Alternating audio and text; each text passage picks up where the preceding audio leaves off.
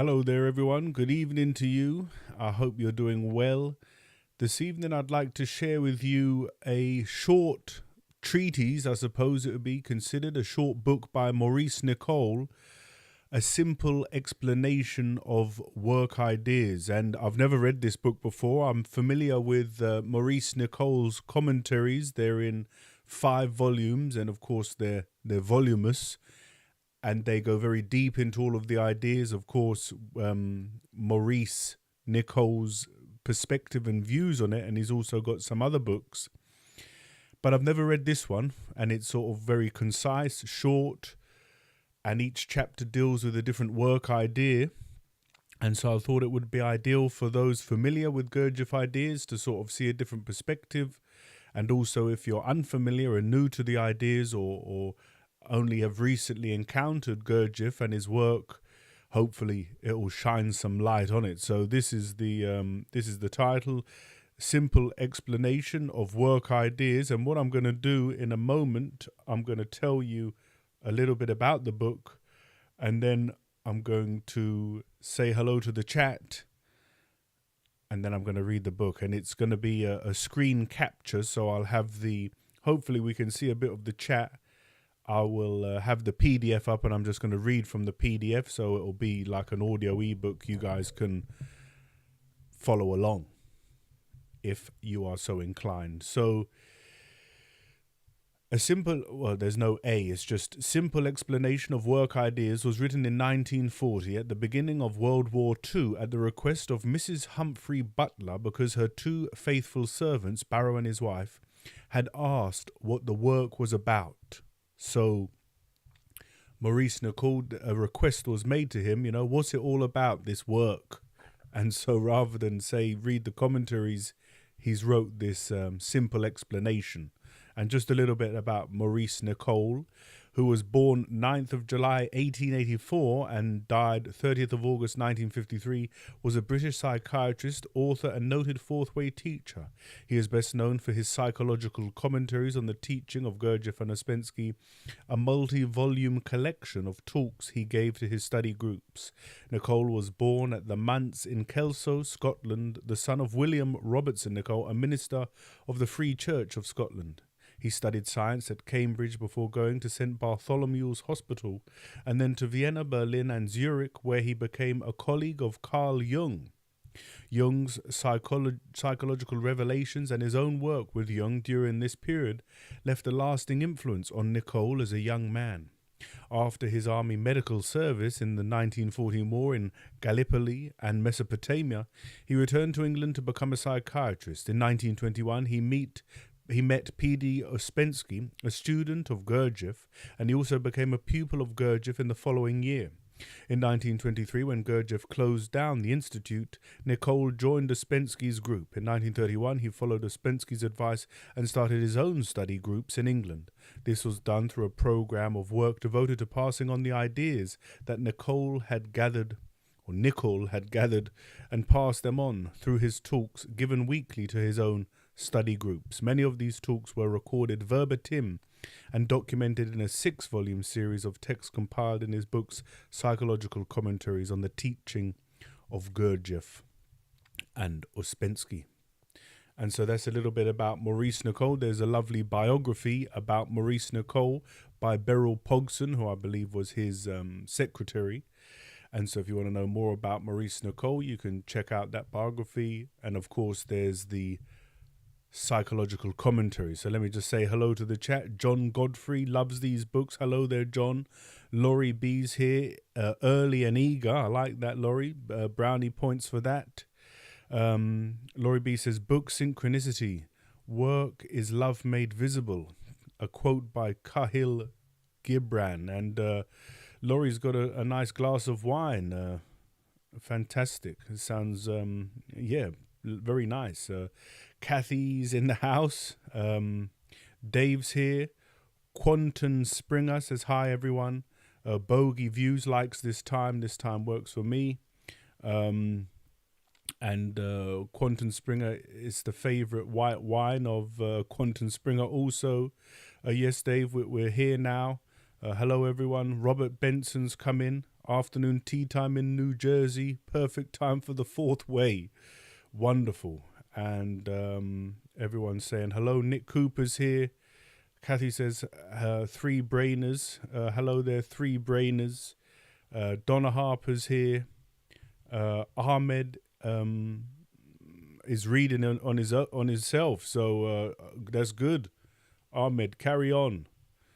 And Graham's arrived. Hello there, Graham. So now Graham's here. We can start. So I'm going to read a chapter, check into the chat so that it's there's a bit of fluency to the reading for anyone who's come in actually wanting to hear the book rather than me commenting and rabbiting on. So let's see if I can set this up. Let me know in the chat if it all goes wrong, but I'm hoping that it should be okay. So first thing I'm going to do is get up the PDF. Then I'll zoom in a little bit. And then I'm going to change to display capture, which is showing my screen. And here we go. So I can see the chat by just looking over. I think you guys can see the chat as well. So let's begin. This is the front piece, simple explanation of work ideas, and here is an image, the symbol of sleeping man from the Liber Mutus or Mutus. I don't know what the Liber Mutus is, but here you can see there's a sleeping man and the angels are beckoning him to awaken. So a very powerful image. If you are interested in receiving the PDF on its own, you can get in contact and I'll happily share that with you. So here we go. Chapter 1. Everyone is two people, the person we suppose ourselves to be and what we really are. Only self-observation shows us this. We cannot understand that we are two people unless we begin to understand what it means to observe ourselves. We see a world outside, that is what our senses give us. But the senses are turned outwards from oneself and cannot see what one is. But we have an organ inside ourselves which can observe this thing called oneself. By means of it we can see our thoughts, feelings, moods. This is the beginning of becoming another person. Our life depends on this thing called oneself. If we wish to have a different life, we first of all have to realize what kind of life we have now. All forms of suffering are due to this oneself. As long as we remain this oneself, our life cannot alter. It will always attract the same misfortunes, disappointments, and so on. So the work begins with seeing what one is like, what kind of person one is. For example, if we treat people without consideration for their feelings and do not know it, we shall always be suffering from their wish to keep away from us. But not seeing what we are like, we blame others. Unless we see that we are behaving like this, we cannot change. Other people realize what we are like as we are, we do not, until we begin to observe ourselves. Through not seeing what we are like, we believe we are not properly treated. If we observe what we are thinking and feeling, what we are saying, how we are acting, after a time a new memory begins, a memory about ourselves. From then on we begin to realize we are not what we supposed ourselves to be. We will begin to behave differently, not to blame other people, not to feel owed something. We will begin to realize we are two people and always have been. What we have supposed ourselves to be is imaginary. When we see the contradictions between our imaginary ourselves and what we really are, we begin to change because we are being parted from the illusion of ourselves. We begin to realize that we have rested on an entirely false basis. When we observe what we are really like, we make ourselves open to receive help that can really change us. Help cannot reach us while we are self-satisfied. This work says that help exists for those who begin to realize in every daily act, in everything said and felt, that they are not really what they suppose themselves to be. When we begin to observe ourselves sincerely, our whole fate begins to change. But this means noticing over a long period the way we talk, the way we think, the criticisms we make, the resentment of what is said to us, the way we react to others, the opinions from which we argue, the way we are flattered, how we judge others, our vanity, cruelty, moods, emotions. Unless we detach ourselves from these things, we remain mechanical. Our psychic life, our inner life, is in darkness until we begin to let in a ray of light, of consciousness of what is going on there. For this to happen, we have to divide ourselves in two, an observing part and an observed part. When observing I is established in us, it is from this I that everything else follows. It is small and weak to begin with, but it is like a window to let in light.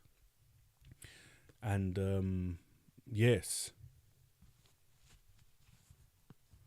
Yeah, I hope you can all see okay. Let me just check that it's all right. And yeah, like I say, it's oh yeah, it looks all right, doesn't it? If I do say so myself, I can't see myself, and this is the screen, but technology, eh? Technology. So yeah, there's no comments so far, and the first chapter was very very informative, so it's setting up very nicely. And so yeah, let's carry on then, and any questions you've got, get them in the chat and I'll address them at the end. Chapter 2.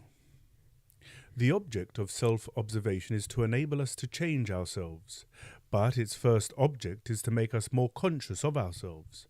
Only by making ourselves more conscious to ourselves does it enable us to begin to change.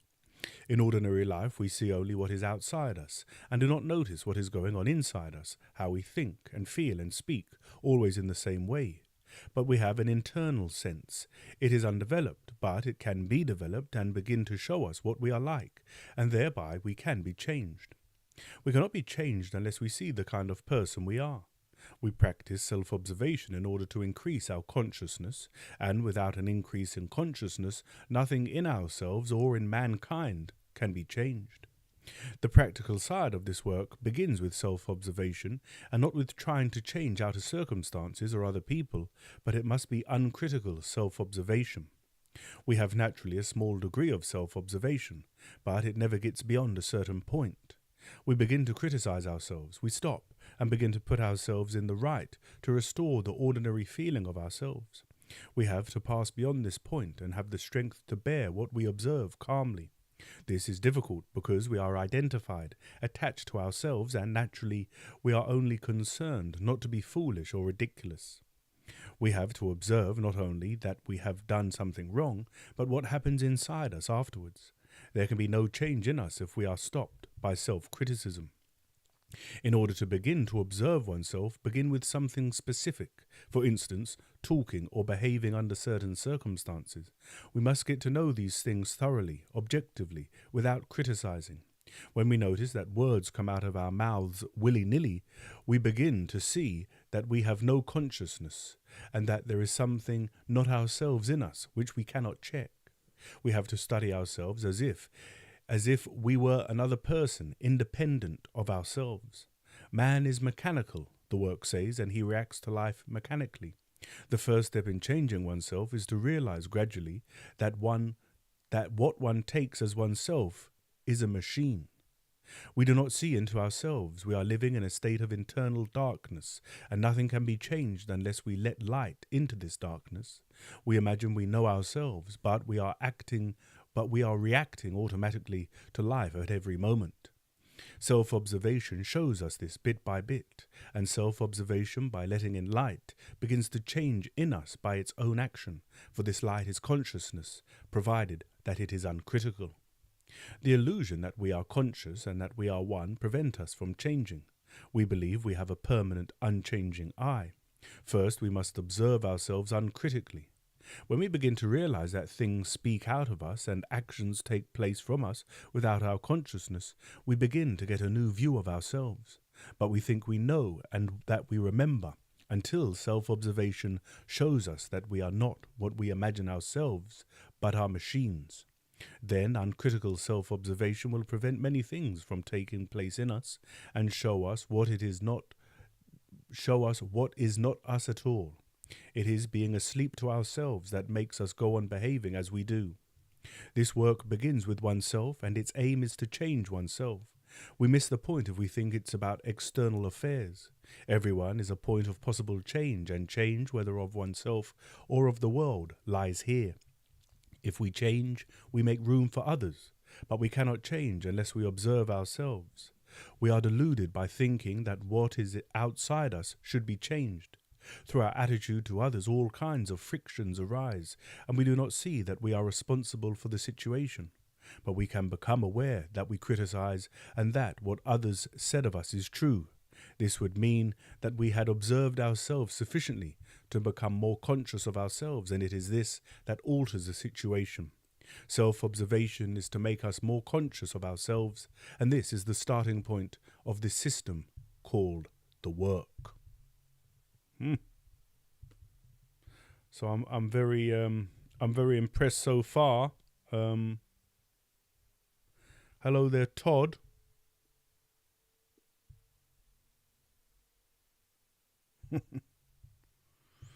Well done, Todd Holdman. And like I say, Graham's excited to read the chat. So yeah, I'll get through the chat. And like you say, you guys see what I see on this side and how much fun it all is. But I'm gonna carry on reading the book. Yes, Kathy, and myself, to be fair, and to everyone, hopefully sort of to help us to increase our efforts and get focused, right? Although it says simple explanation of work ideas is very potent for me, so I too, Kathy, are feeling the pertinency.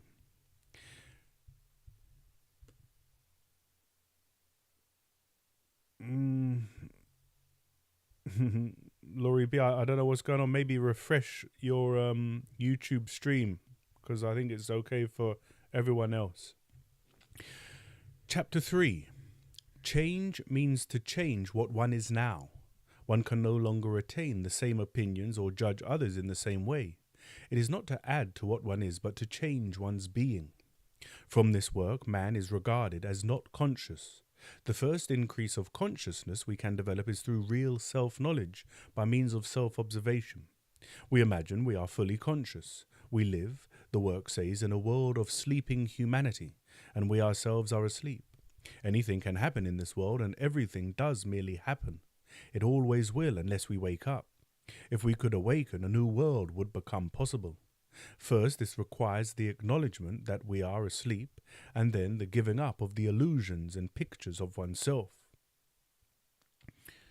All our theories of improving the world while we are still asleep merely intensify the sleep of humanity. There are 4 states of consciousness actual and possible to man.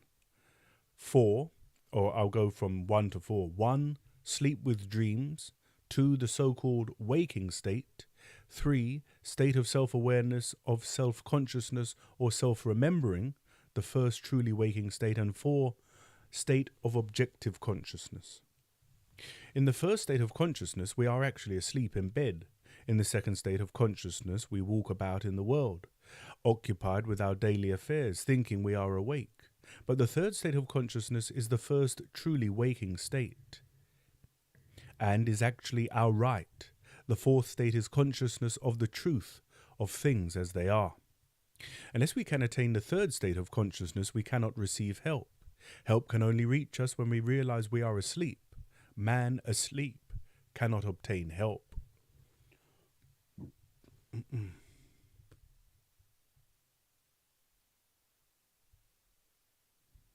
Hey, I'm sorry. I'm sorry to hear that, Laurie B. Stick around anyway, but yeah, I'm sorry. The work idea of help. We can get help if we work on ourselves and through self-remembering raise the level of consciousness in ourselves to a higher state. Then help can reach us. When one realizes one is asleep, one realizes one must have help. There is a work parable that illustrates the situation of man at present.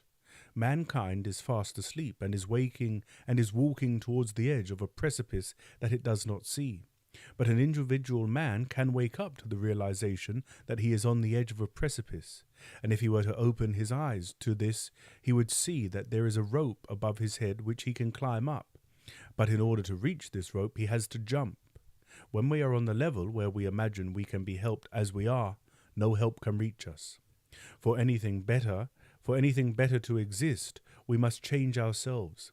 Complacency, self-satisfaction, vanity, ignorance, all these and many other things prevent help from reaching us.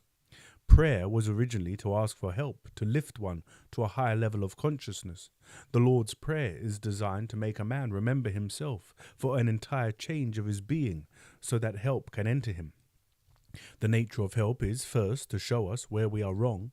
This work teaches that there is help, but it only touches a man and makes its presence known when he lifts himself up to it, that is, when he lifts himself up to the third state of consciousness. If we really feel our situation, we will try to lift ourselves to a new level of consciousness. And so that was an interest in...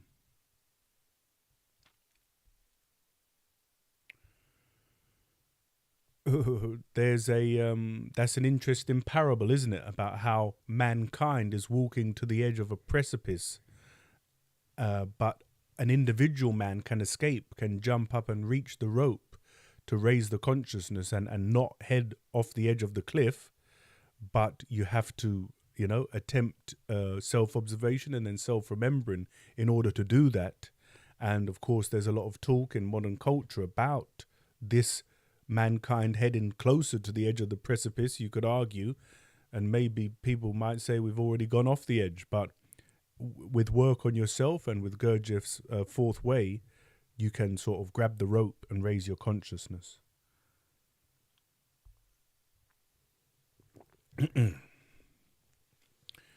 Chapter 4. Help exists, but can only reach the third level of consciousness, called the state of self-consciousness or self-awareness or self-remembering. This is the first truly waking state. To become conscious, we have to begin to observe ourselves. We have to observe what we are saying, what we are thinking, what we are feeling, what sensations we are having, what our movements are. We have to observe ourselves aright from a definite starting point, in a definite direction. First, that we are not one, but many. We are a thinking man, an emotional man, a moving man, an instinctive man who feels hungry, thirsty, hot or cold, well or ill. All these are separately controlled by what the work calls centers. Intellectual center controls our thinking, and emotional center controls what emotions we feel. Moving center controls all the movements of the body, and instinctive center looks after all the inner workings of the body, such as the digestion of food, the circulation of the blood, breathing and sensation. We often think one thing and feel another because the different centers do not work in harmony. If a man observes himself only in relation to intellectual center and emotional center, he will see that he is two people and not one. The mind of moving center works differently from the mind of the intellectual center. For instance, the moving activity of the hands when playing the piano, in contrast to the intellectual activity of the mind when thinking and conversing.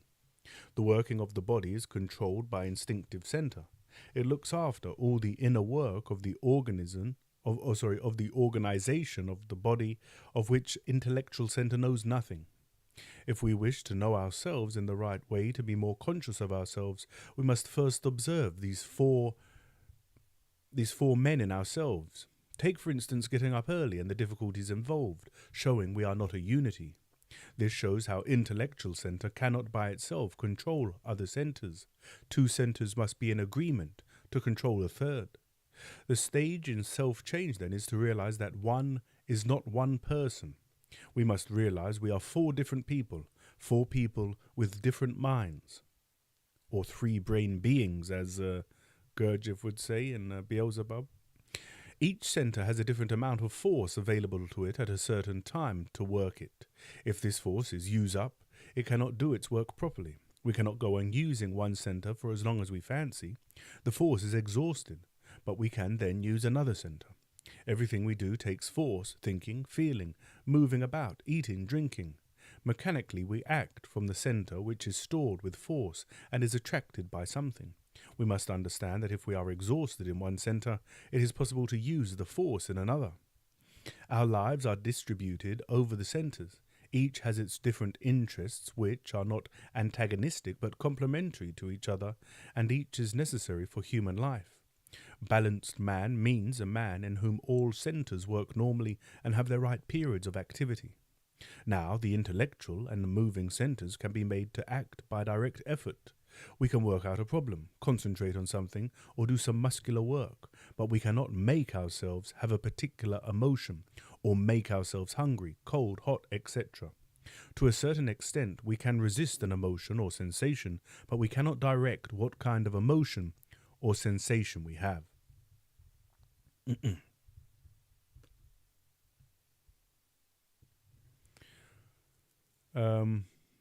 Yeah, I'm sorry. I'm sorry it's all going wrong for your stream, Laurie. Maybe the white wines had something to do with it, but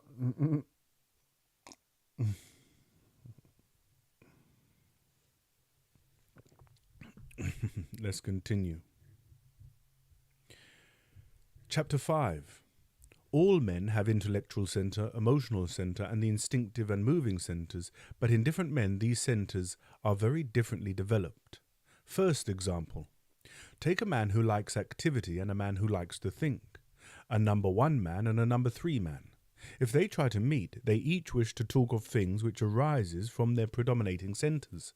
They are alike in that they both have the same centres, but they are unlike in that one has developed in moving centre and the other in intellectual centre. Humanity is divided into 3 types of man: number 1 man, number 2 man, and number 3 man. Number 1 man has to be further classified according to whether he is number 1 moving, whose primary concern is with action and muscular work, number 1 instinctive, whose primary concern is for physical comfort and who will be lazy and inactive.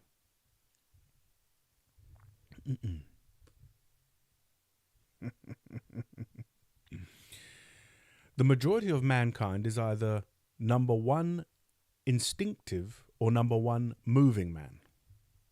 Number 2 is emotional man who feels everything. At one moment he is enthusiastic and exalted. The next he is depressed and moody. He is concerned with his likes and dislikes. His life swings between hope and despair, enthusiasm and dejection, love and hate, like and dislike. Number 3 is intellectual man. His centre of gravity lies in intellectual centre. He is a theorist with a theory about everything. His own thoughts and other people's recorded thoughts interest him more than anything else. Each of these 3 men is characterized by having one centre mainly at work. An educated man, however, is not merely 1, 2, or 3. The other centres, to a certain extent, work in him. First example. Take a number 1 moving, 2, 3 man or soldier. His emotions make him moody or sensitive or jealous. He is preoccupied with himself and not good at exams. Second example. Take a number 1 instinctive, 3, 2 man. He is also a soldier, fond of sport, but he studies the history of wars and strategy and perhaps non-military subjects. He gets through exams quite easily, but he feels little, is not upset or moody, but a harsh disciplinarian. So 6 formulations of man can be made: 1, 2, 3, 1, 3, 2, 2, 1, 3, 2, 3, 1, 3, 1, 2, 3, 2, 1. A 1, 2, 3 instinctive man is concerned chiefly with eating, will be lazy and disinclined to make effort. Governed by his body, he will be easily depressed, become sulky and moody. Such a man hardly thinks at all. Which of these men we are can only be found out by self-observation, but proper approach to life necessitates the proper working of all centres, and to approach situations with the wrong centre is useless. Each centre requires its own development. Mechanical humanity is lopsided because life is viewed through one centre only, and consequently the people belonging to the mechanical circle of humanity do not understand one another. The aim and object of this work is to reach balanced man, number 4 man.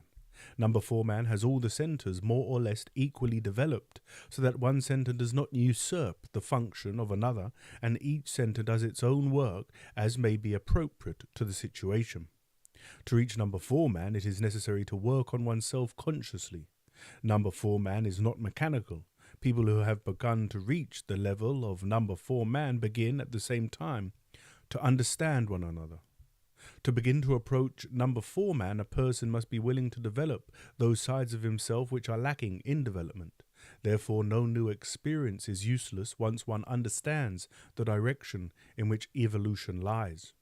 In life, people do not understand one another because they have no common language. The first step to understanding one another is to learn a common language. And so I thought that was a very helpful chapter for us to, observe ourselves, right? Observe ourselves. We should instinctively know what man, or I should say woman, right? If we're going to be PC, but we know what Nicoll's talking about, and Gurdjieff. What are we? Are we emotional, intellectual, or moving in the body? And which of those predominates for us? And then, as Maurice Nicoll saying there's like a sub center that's active, if you like. So yeah, it's a lot to contemplate there for ourselves.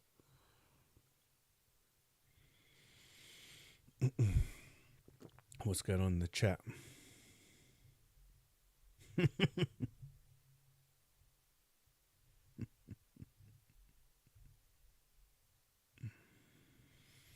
Right. Not be distracted by the chat. As you saw, I just had a little look there and a chuckle. But anyway, chapter 6. We have seen that man is not one, but 4, each center in him being a different mind. He is in fact multiple. Over a long period, self-observation will show us this multitude, to each of which we say I. At every moment these I's change. Now one, now another speaks, and one may contradict another, or at least know nothing of what the first I said. We ascribe to ourselves many things which we do not possess, such as full consciousness, will, and a real permanent I that never changes. This is illusion. Man has not one will, but many contradictory wills. Man is not conscious, but lives almost all his life in sleep. He has not a permanent I, but a multitude of eyes. Man is compared in a work allegory to a house in disorder.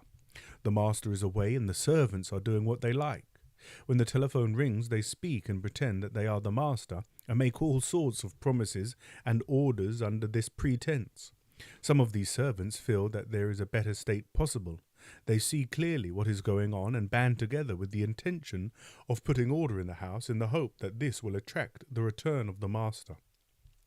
Each I in a man has been acquired from some experience in life, from imitation, from environment, from something real, from fantasy, from profession, etc.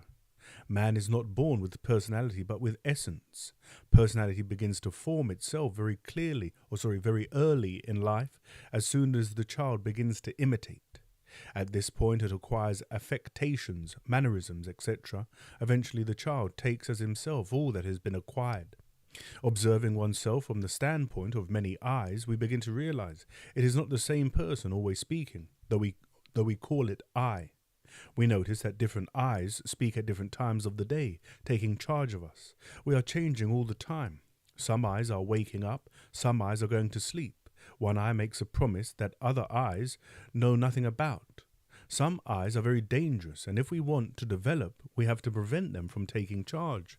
These are especially the eyes that twist things, that lie about everything, that are revengeful or bitter, that are full of self-pity or malice. A baby is born as essence, and is awake in so far as it really is essence. It is of course small, but quite real. But being born amongst sleeping people, it soon falls asleep. It begins to imitate, and that is one reason why personality is formed. Try to observe yourself from the standpoint of different eyes existing in you, and notice how they often contradict one another. Notice the eyes you are in when you are alone. Notice how they change when anyone comes into the room. Try to notice the intonation with which different eyes speak. And that's a very helpful one. Again, we're getting a lot of practical practical, I suppose, what are we getting? Practical advice that we can take into the world. Many of us work, we have people that we have to work with. Exercises, I suppose, is the word I'm looking for. Lots of exercises, right? Just that final paragraph there. This is something we can try. Try to observe yourself from the standpoint of different eyes existing in you and notice how they often contradict one another. Notice the eyes you are in when you are alone. Notice how they change when anyone comes into the room. Try to notice the intonation with which different eyes speak, and you could go on, try and recognize the eyes that are active when you're at work. Try to recognize the eyes that come in when there's an annoying work colleague, when your partner doesn't value you highly enough according to what you think, and all these different things we can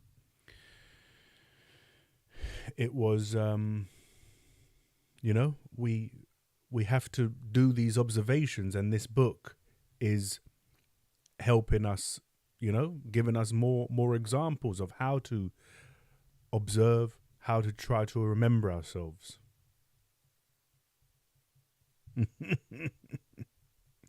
Laurie's back up to speed. I'm glad Laurie's here. She's got the straw, and she's I hope you're I hope you're enjoying, or you may have missed a fair bit, but you can go back to Catch Up Crew. Chapter 7. Unless we see what factor in ourselves stands in our way, we cannot grow, cannot undergo an inner development. If we wish to develop, we have to be able to observe ourselves. It is usual to see all our difficulties as being due to causes outside ourselves, because this is all we do see. But if we begin to realize that it is ourselves, our level of being, that attracts our life, and understand the necessity of working on ourselves because our problem lies in ourselves, we can begin to change. If we can come to the point of realizing that our problems lie in ourselves, we know that everything depends on our efforts to change ourselves.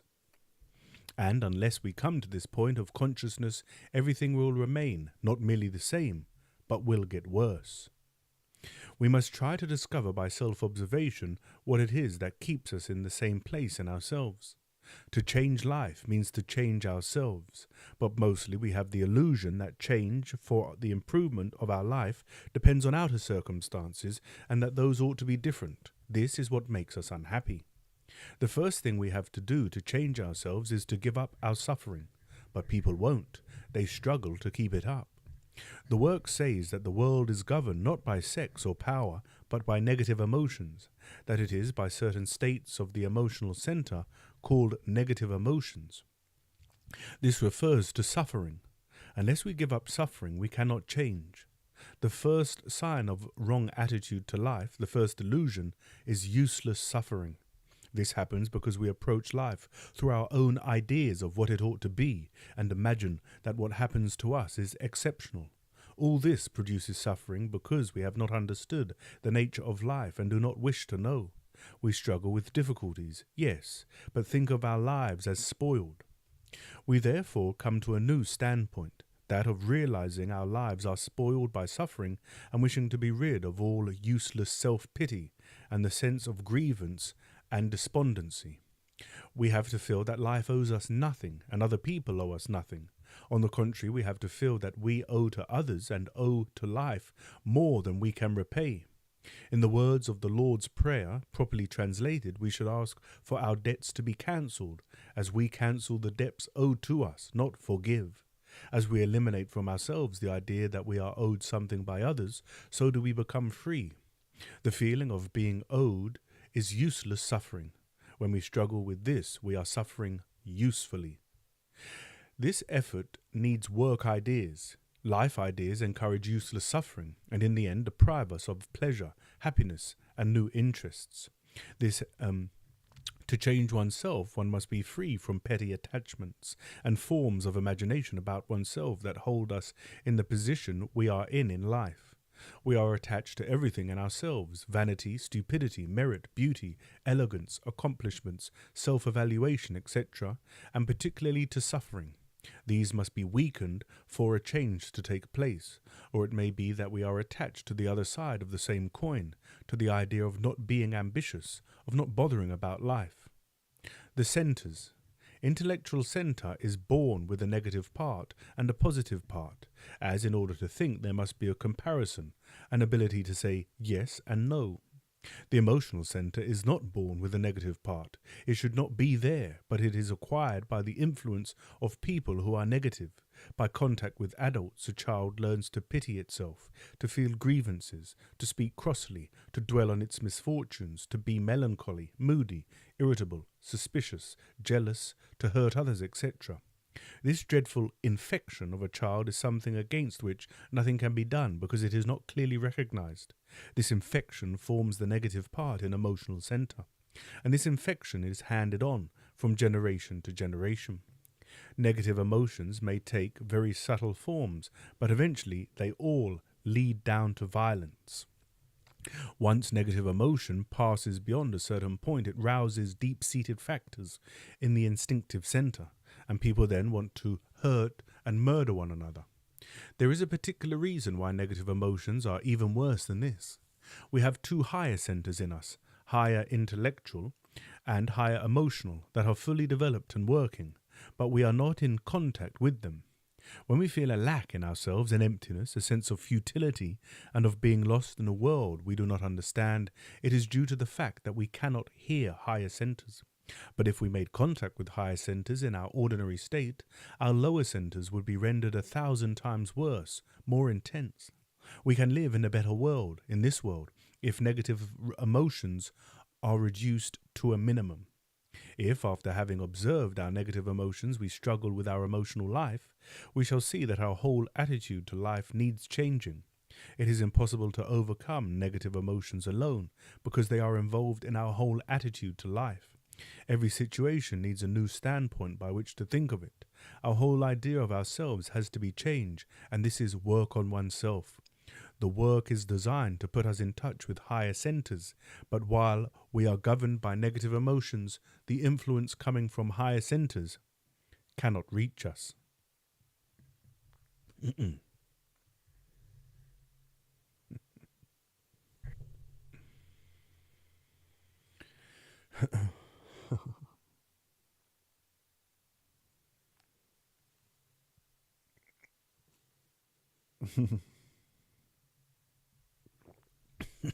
Sorry, you guys are having far too much fun in the chat. Oh.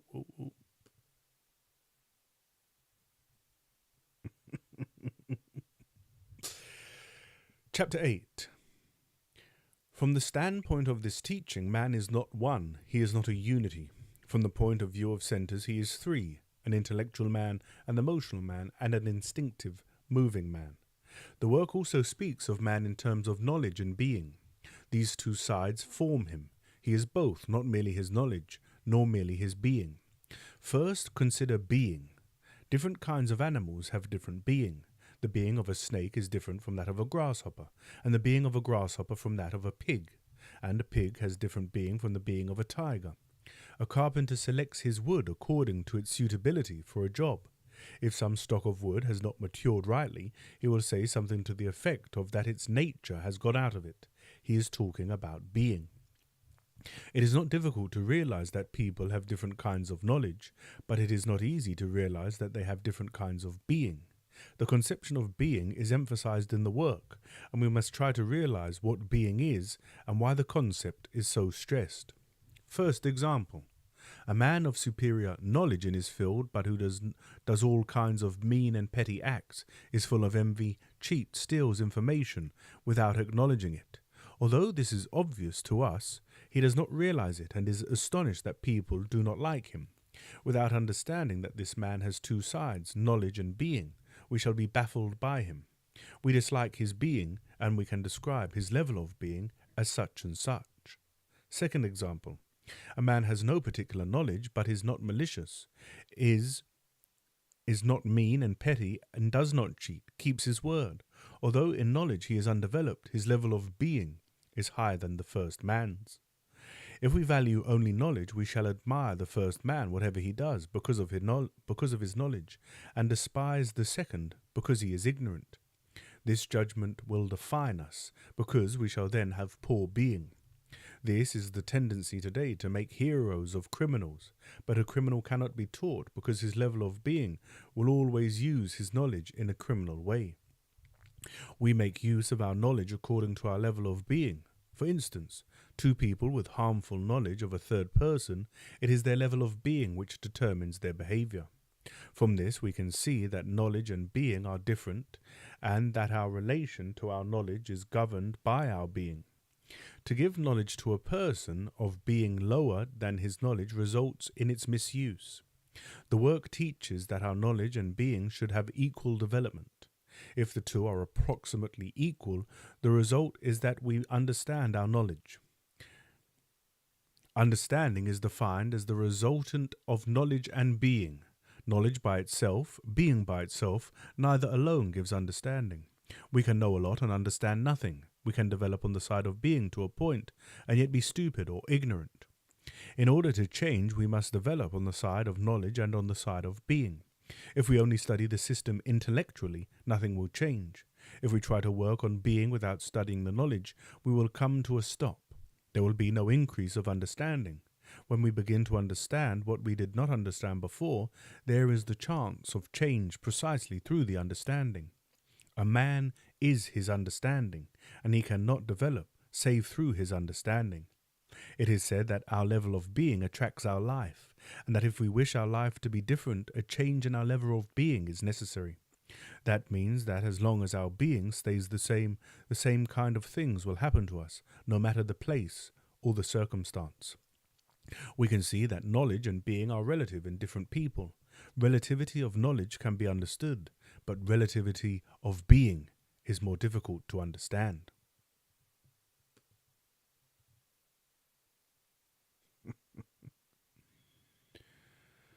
Okay, Todd, take care.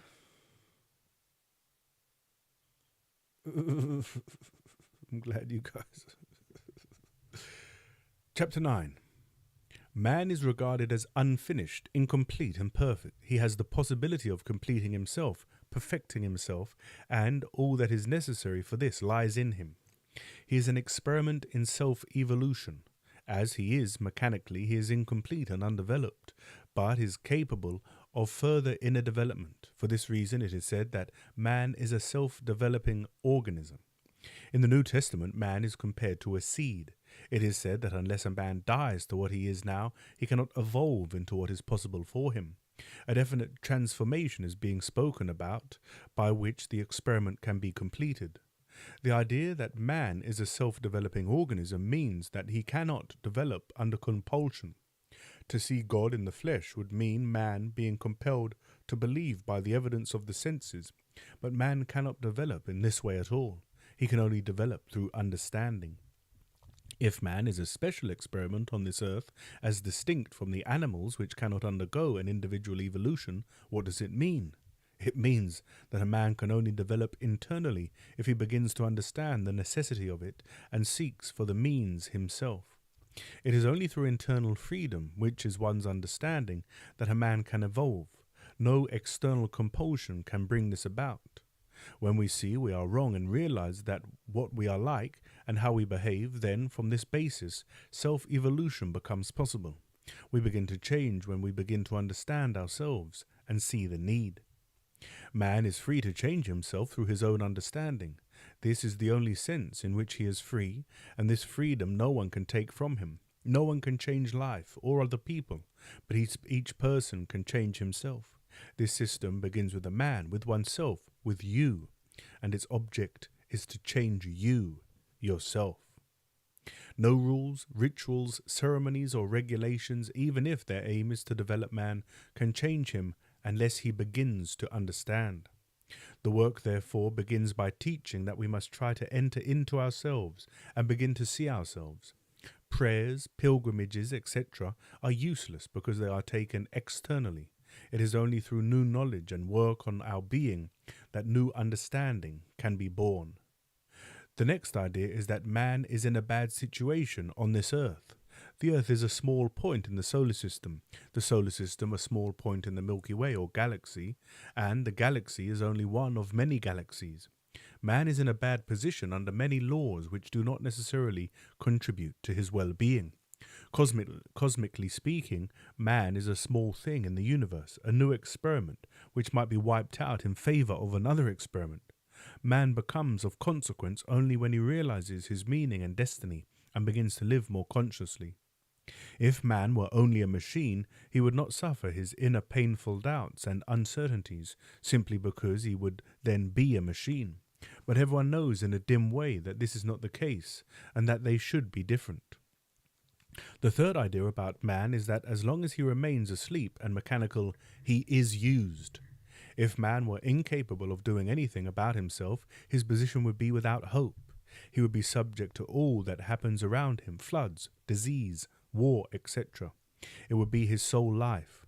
But if man is created a self-developing organ, not fulfill him and is not supposed to fulfill him. His full meaning is not in life, but life uses us owing to our position on this planet. Rearrangement of outer things still leaves us under the same laws that use man. As long as being remains the same, mankind attracts the same kind of life recurrently. The only starting point of change is in us, in our spirit. All mankind is asleep from the point of view of this system. We are asleep, and in this state, mankind can do nothing. Today, mankind is being used more and more by cosmic forces outside him because he has discarded the power to awaken. This system turns round the central point that man is a self-developing organism capable of evolving through his understanding and changing his level of being, by which means he can come under new influences and reach help. In the first two states of consciousness, we are mechanical and cannot change. Only at the third level of consciousness or self-remembering can man alter his situation on this earth. And as you know, I did a video about food for the moon and what Gurdjieff has to say about this and how that, our unconsciousness goes to feed these forces, and sort of is an inspiration to awaken, right? If everything happens, Gurdjieff would say, and until one begins to awaken, everything will continue to happen.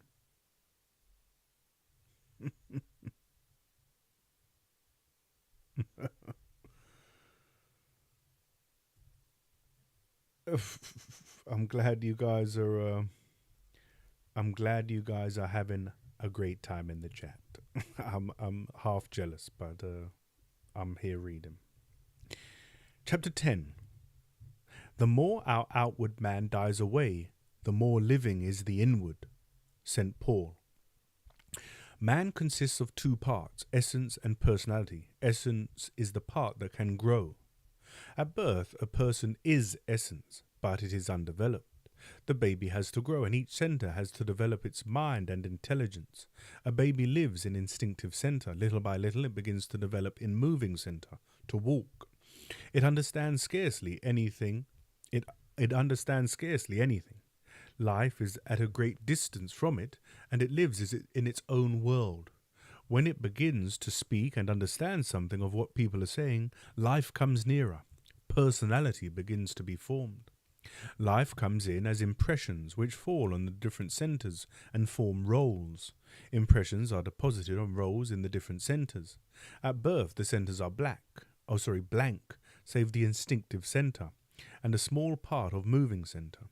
Everything we have learned is stored in these centers. All our habits, mental, emotional, and physical, are stored in these roles. By means of these roles, personality is built. People with similar roles may feel connected, and those with dissimilar ones may feel at a loss with one another. But people who have different roles, who differ in personality, may feel drawn to one another. In such cases, it is some similarity in essence. We have to understand that essence is very soon surrounded by personality. What we are born with is surrounded by what we acquire, beliefs, opinions, customs, etc. We are taught forms personality, or what we are taught forms personality. What essence is, what we really are, remains undeveloped. but a man only grows through a new growth of essence. If in life we wish to be the foremost authority on some subject and to study to do so, we increase personality. If we do something solely to be first, all our efforts lead solely to a growth of personality, and this will be at the expense of essence. In esoteric teaching, man is regarded as a seed capable of individual development. The part of man that can grow as a seed is essence. But during our upbringing, our sense of ourselves, our feeling of I, gradually shifts from what we really are to what we acquire from life. Strictly speaking, essence is what we are, personality is what is not us. Through a vague feeling of this, people sometimes try to avoid life. But though it is true that simple people are more essential, their essence has not developed beyond a certain point. Their understanding remains that of a child. Through a vague feeling of this... Oh, sorry, I just read that bit. What's going on?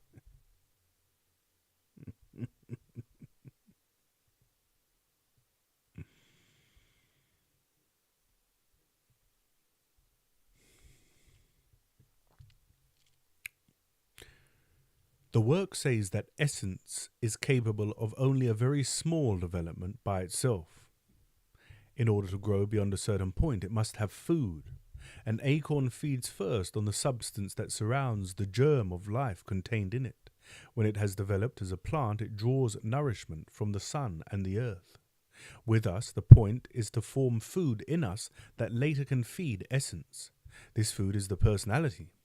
Unless personality forms itself around essence by the action of life, essence cannot grow further than a certain point. Essence can grow by itself up to 4, 5 or 6, say. It then stops. A child leaves its essence and becomes more and more immersed in the slowly forming personality. It is taught what to believe in, what is useful, and so on, a confusion of things. But this work says, despite this, that personality must be formed, because if we wish at a later stage of life to grow individually, we cannot do so without this food of personality.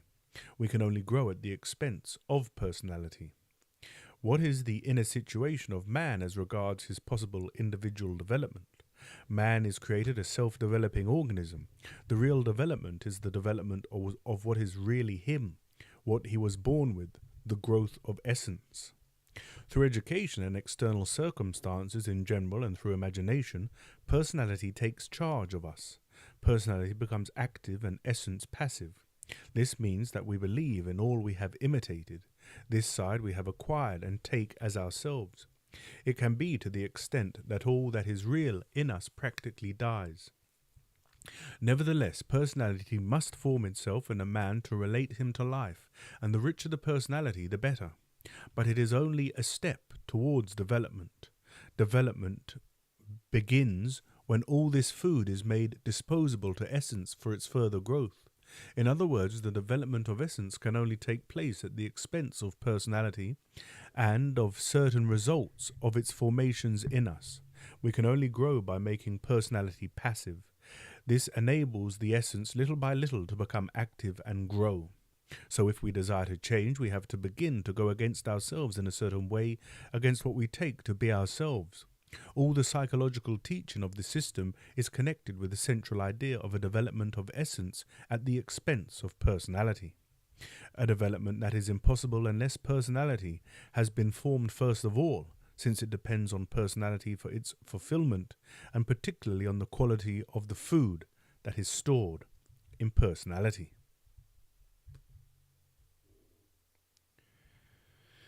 Hello there, Karen. Karen Bart, welcome. And Ray Cosmic. Welcome, everyone. Yes, you guys can continue playing, but I hope you guys are going to watch on catch up, because this is very powerful information for anyone interested in the Gurdjieff ideas. So, yeah, make sure you watch it back and concentrate and focus.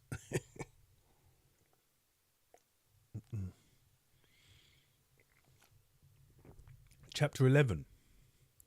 The question of the development of essence does not lie in trying to find what in essence itself should develop. It is not a matter of making essence develop, as it were, by force, but of allowing it to develop. Essence cannot develop because it is surrounded by personality. A particular side of personality is false personality.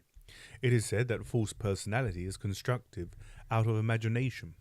Imagination is one of the most powerful forces acting on our inner life, in the inner world of reality in which we live.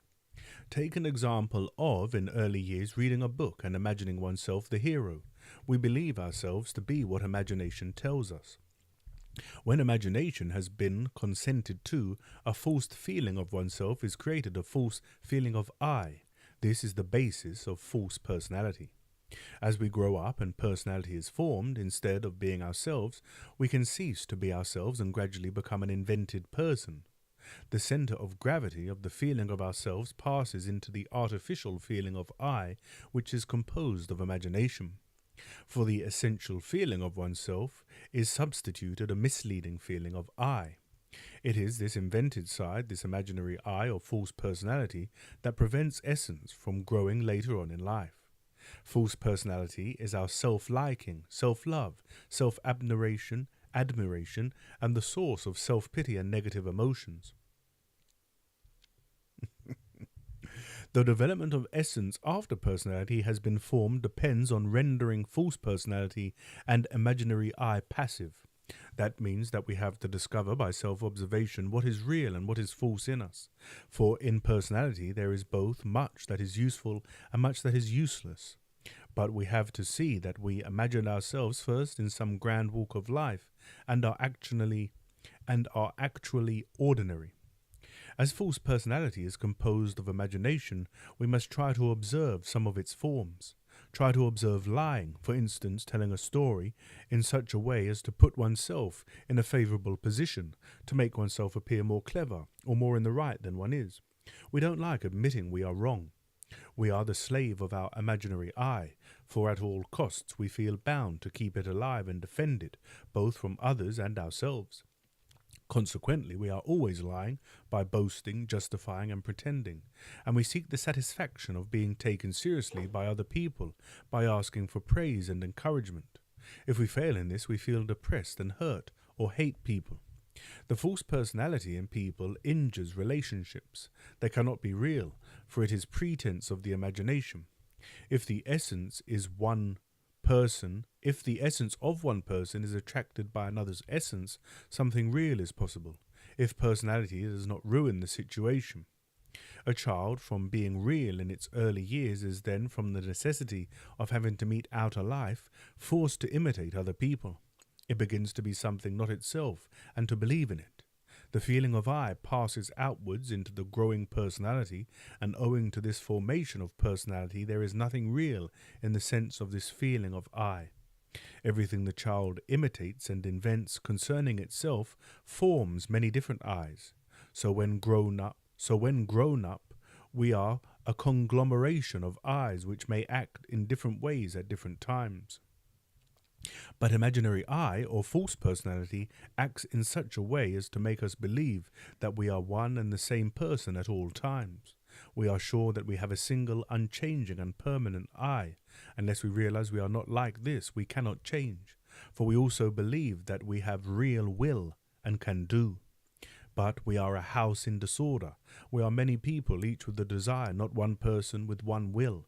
This is why we cannot do. Only a man with real individuality has a real will and can do. When we begin to observe ourselves with the aim of seeing different personalities, the power of imaginary I begins to be weakened. We see we are different from what we imagined ourselves to be. When we really see the different I's speaking, an illusion about ourselves begins to be destroyed, and we pass a little nearer to the state in which real I can come nearer. As long as false personality is in power, essence will be incapable of growth. But once we begin to realize our situation, essence is no longer held in check. Our inner situation begins to alter, and as personality becomes passive, so does essence develop and become active.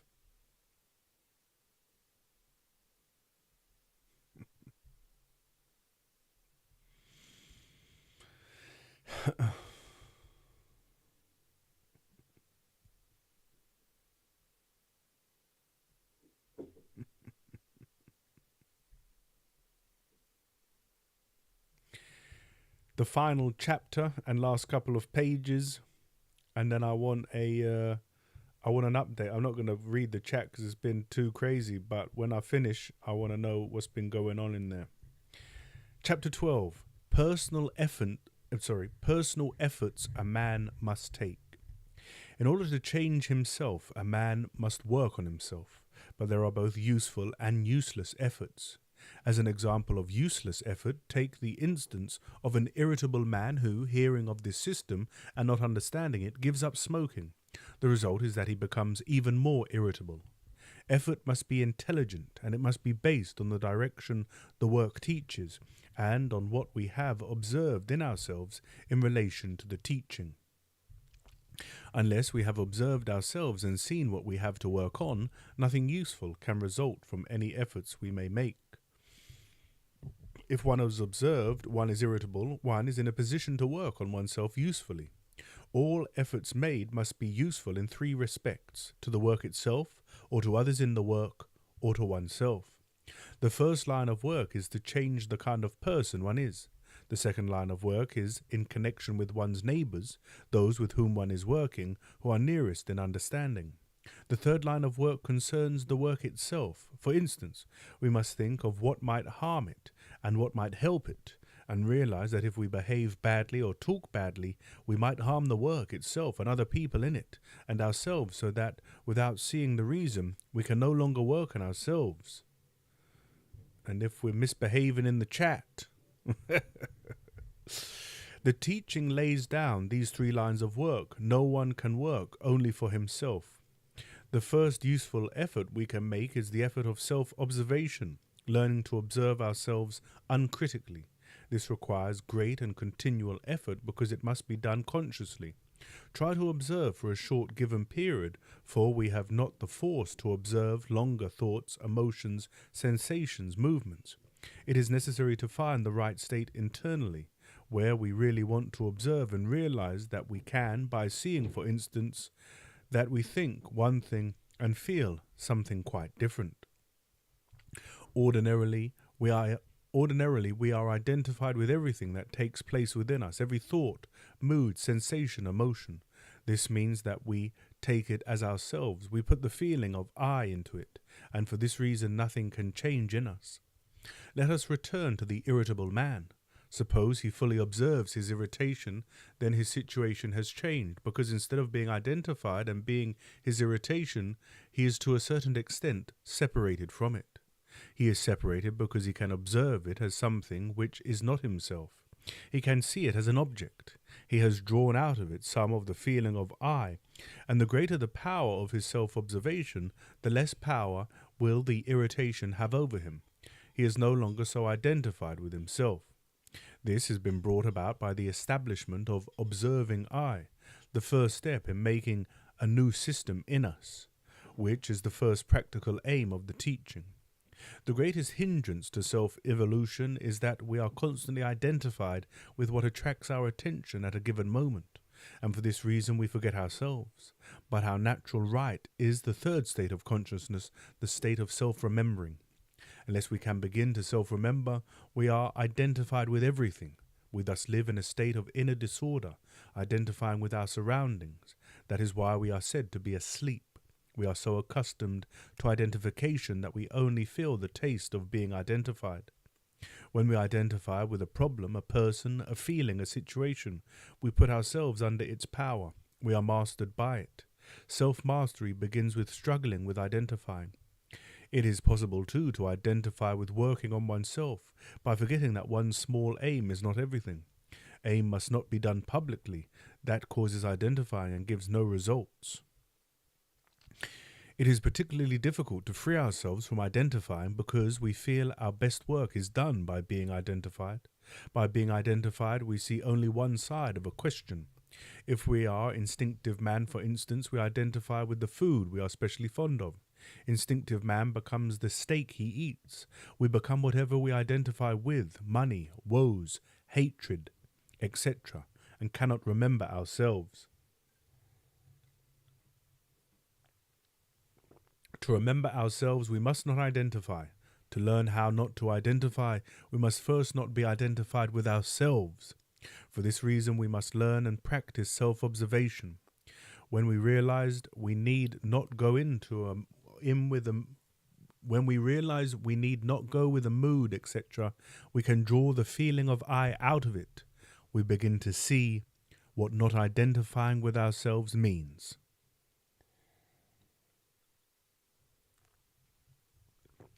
And thus ends the reading of Maurice Nicoll's book.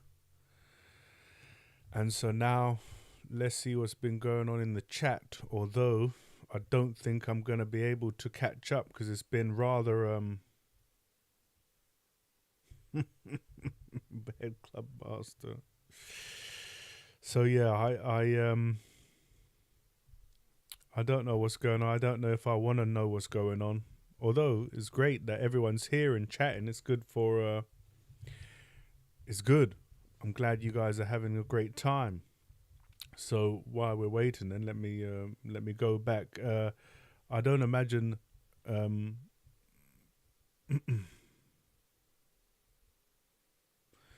So yeah, I mean that was very helpful for me. I mean, again, simple explanation of the work ideas, and so it's a nice sort of seed form that you can then fill out through In Search of the Miraculous, and then Maurice Nicoll's commentaries. But there was many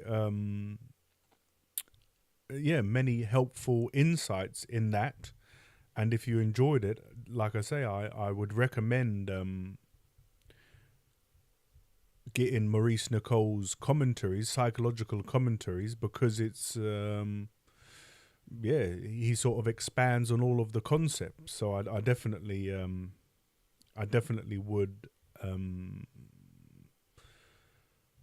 recommend if you want to go deeper into the teachings. And like I say often when I'm commentating, when I'm reading Beelzebub's Tales, it helps one not to identify with the earth or with humanity, because Beelzebub is in the spaceship, and the last passage there was we need to not identify with ourselves, which of course is very difficult, but it's what we need to do. So yeah, I'm just working through the chat, just reading. Todd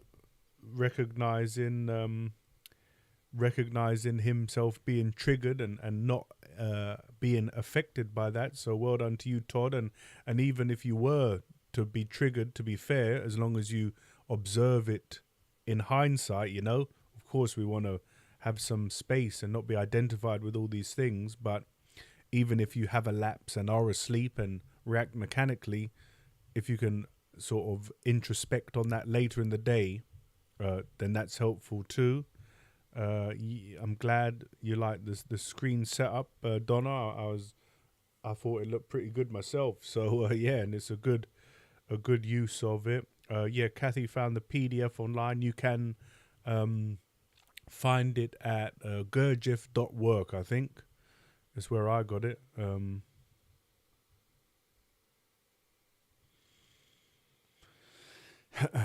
Graham says, breathe deep and fill the chest. That's it. Double exhale, says Laurie. Kathy says, this book is very pertinent to my situation at this moment in time. And me too. Me too. I thought it was very helpful. Although it's simple explanation, I thought it was very helpful, and of course it really assists with everything that we're learning and reading. An ice storm. Laurie's expecting an ice storm, so I hope that's okay. Donna remembers her teen years drinking booze through a straw. Yeah, me too. So Laurie B caught up and refreshed it. And yes, seems to be a little lover's tiff between Kathy and Graham. So I'm glad this is being recorded. Laurie wanted to hear it.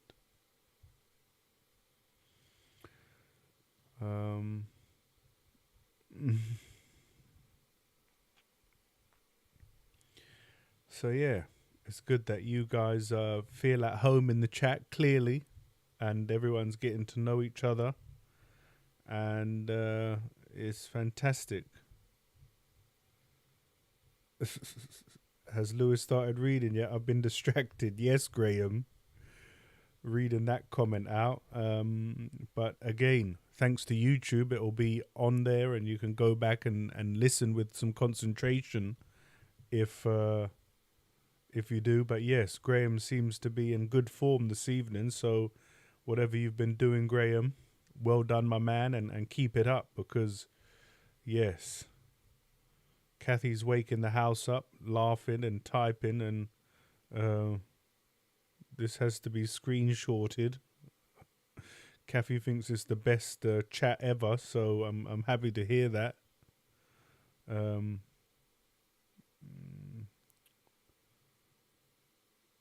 Dan's not going to understand the laughs and tears when he gets home, and I'm only 2 glasses in. So yes.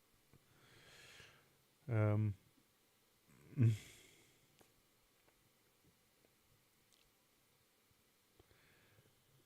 never gonna tell on you guys. That's right. It's between us. Is a what's the word?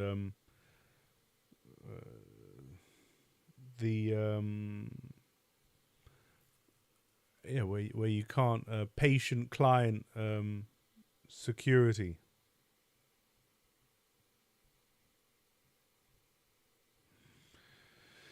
So yeah, I'm just browsing through. The tassel is too strong, so that's why people are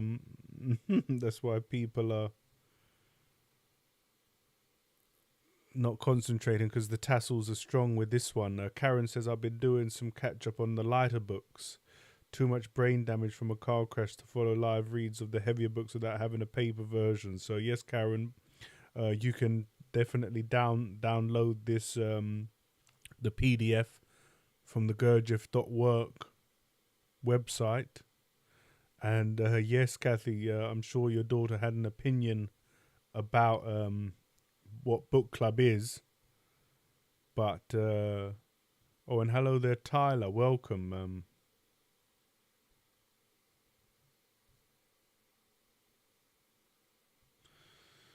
Misbehaving is going to be Graham's new nickname, it said.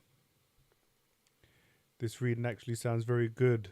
We'll be re-listening, Lewis, for sure. So yeah, I'm glad to hear that, Kathy, and you get out of it what you need to.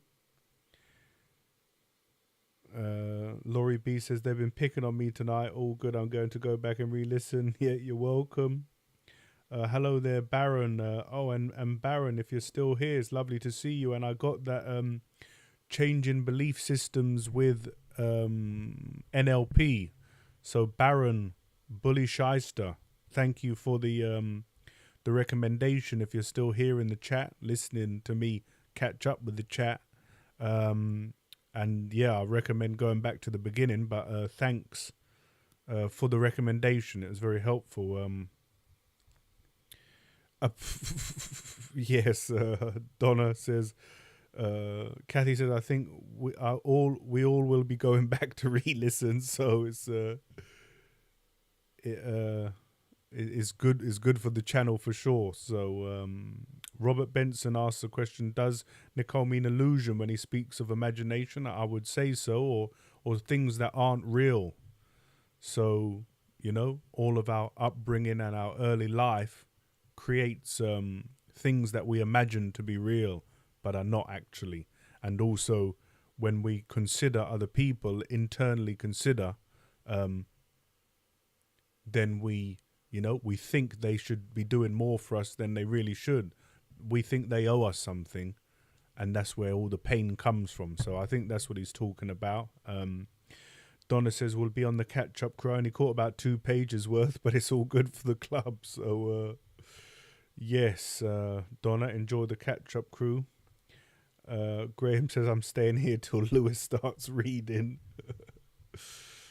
Karen, have I hit a wrong button? I see the book but not Lewis. Yes, Karen, I did it a different way round today. So I had the text on the screen. Nick Cooper, you're very welcome. I'm glad it was interesting. Yes, Quentin Springer, who says, I see the parallels between Buddhism and the work. Yeah, I agree. Ray Cosmic says they are the same in essence. I suppose, I don't know, I think that's a bit of a stretch, but there's definitely some similarities there. Dave says, really, really helpful, Lewis. Thank you. I like the format too. Really helps to follow and can back 10 seconds when I miss a bit. So yes, Dave, it is great. The audio ebooks, live audio ebooks with this new system I've discovered out of necessity. So yes. And Ray Cosmic says, Maya is the illusion of separateness.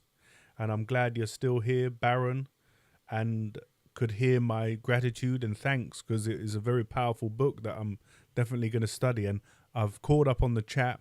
There's been a lot of misbehaving, not much concentration and attentiveness, but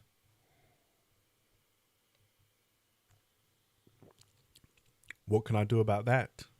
I'm here to read. I'm here to read and share these books. And of course, it's a very different vibration and atmosphere in the live. When you're here live and engaging in the chat, it's different to the catch-up crew. I understand that. Of course, I'm always here live because I'm always reading.